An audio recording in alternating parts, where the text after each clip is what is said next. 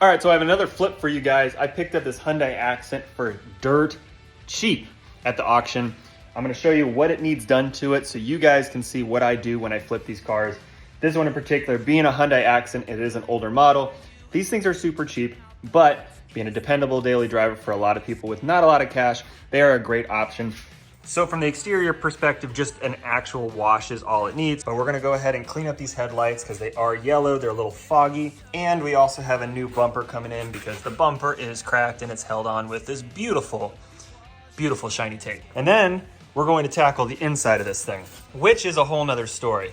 When you have a car like this, they do not get good prices at auctions because who actually wants to deal with a car that looks this crappy? It gets better when you get to the cup holders, especially up there. It runs great. No problems whatsoever on the drivetrain, shifts smoothly. It doesn't have a ton of miles on it, just a little over 110. That's not a lot of miles, and it's a decent running car. There's not a lot of rust. It's just a couple spots on the fenders, which is typical for Ohio. Overall, this thing will sell fast, and at the end of this video, I will break down the actual cost of all the repairs, including the bumper, how much this thing costs to purchase, all the fees, and how much profit we make.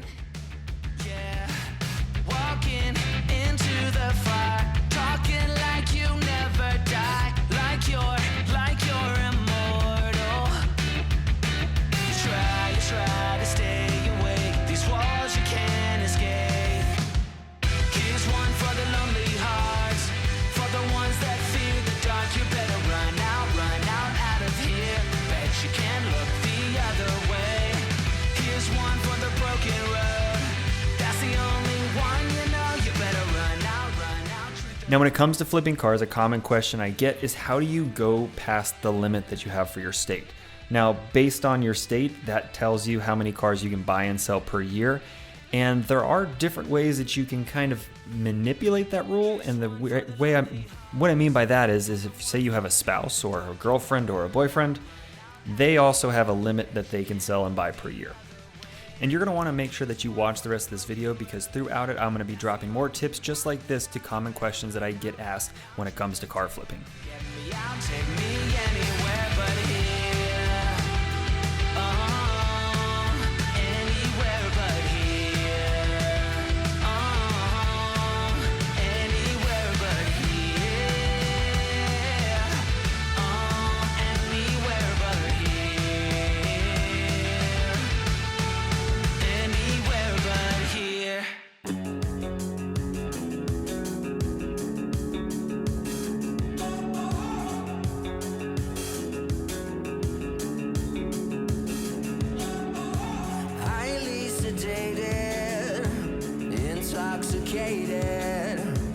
We're automated and overpopulated.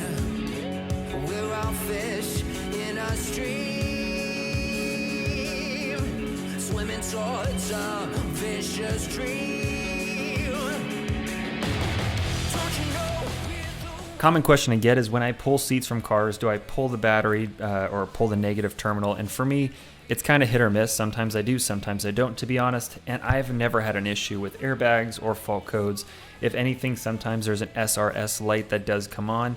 And it's usually because I forgot to put the wiring connectors in for the seats and just bolted them back in without connecting them.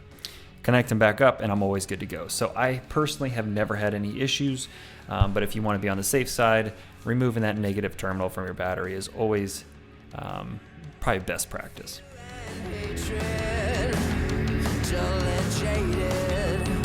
It's all been debated and manipulated. Nothing's ever as it seems. We're bound to believe everything they scream. Don't you know we're the walking dead, dead, dead? Our lives were meant to be this bleak.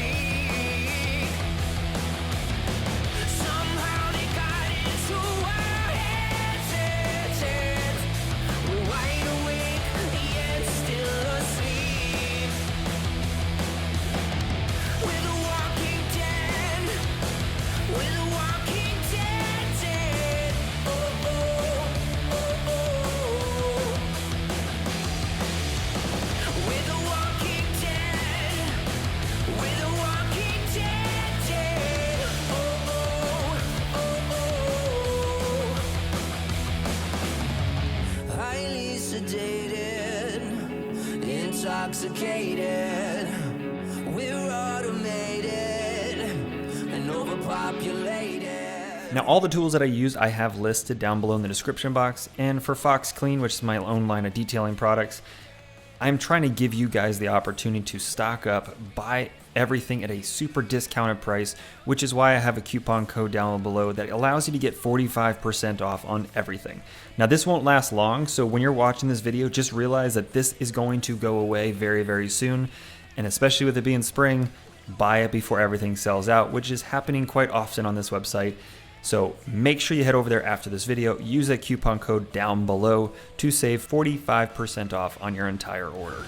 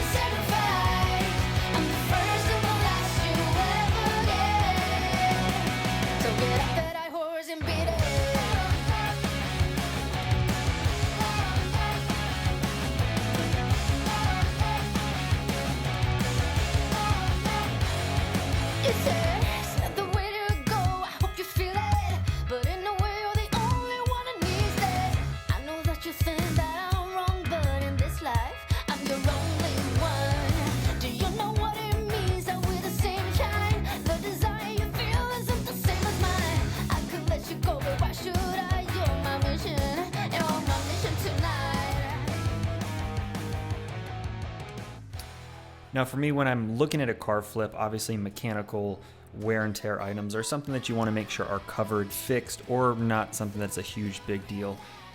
The biggest things for me are a cosmetic standpoint, because a first impression for a potential customer that is going to buy from you is the cosmetics. You want to make sure it looks nice, everything's clean, you know, black trim is not faded, there's no stains in the seats, which is why I go through extensive efforts to do recon and clean these things up through detailing. If you have mechanical stuff, that's a whole different story, but from a majority standpoint of what matters the most outside of mechanical, a clean car goes a super long way to make a customer feel like the car is a good fit for them.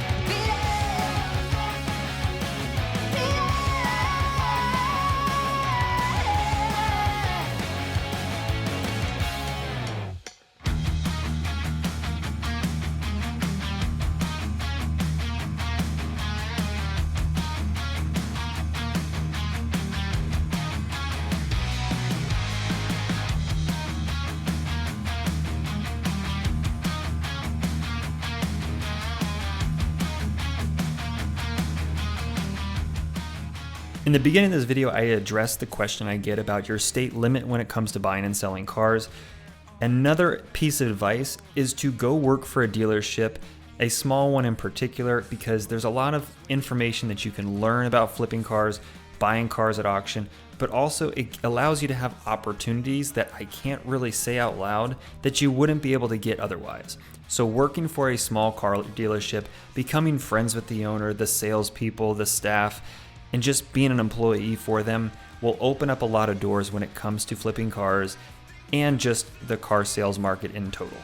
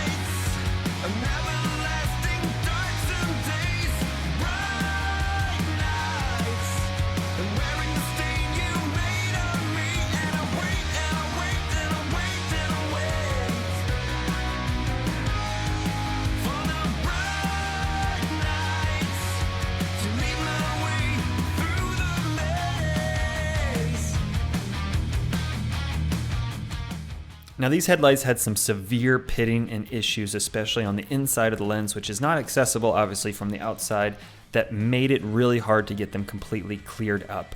So I did the best job I could, which was a huge improvement of where we started. Obviously all that tape was removed, the car was cleaned.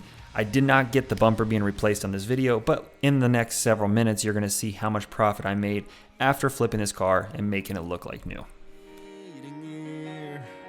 Sing for me sweet lullabies. Bright nights, an everlasting darksome days.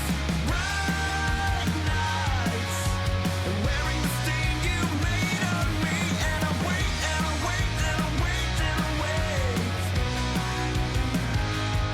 for the bright nights to lead my way.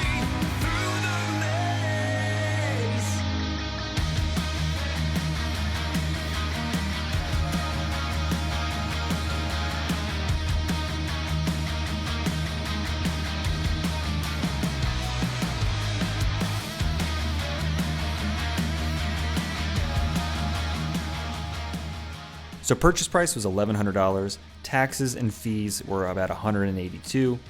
On the recon side, this includes the bumper, getting it repainted, which was a junkyard bumper that just needed a little bit of touch up, and then the supplies for the detailing, that was $350. And when I listed this for sale, I sold it for $2,900, which left me with profit of $1,267. Not bad for a flip that took about a week to do, and when you have multiple projects going on, it can become extremely lucrative to flip cars. Now, if you want to know more tips about car flipping, I have a link down below to check out more information and also get a free checklist when you go to purchase and flip a car. It is definitely a tool worthwhile to have in your pocket to make sure you do not miss anything when you check if it's a car worth flipping. Thank you for watching. Subscribe if you're new. See you next video.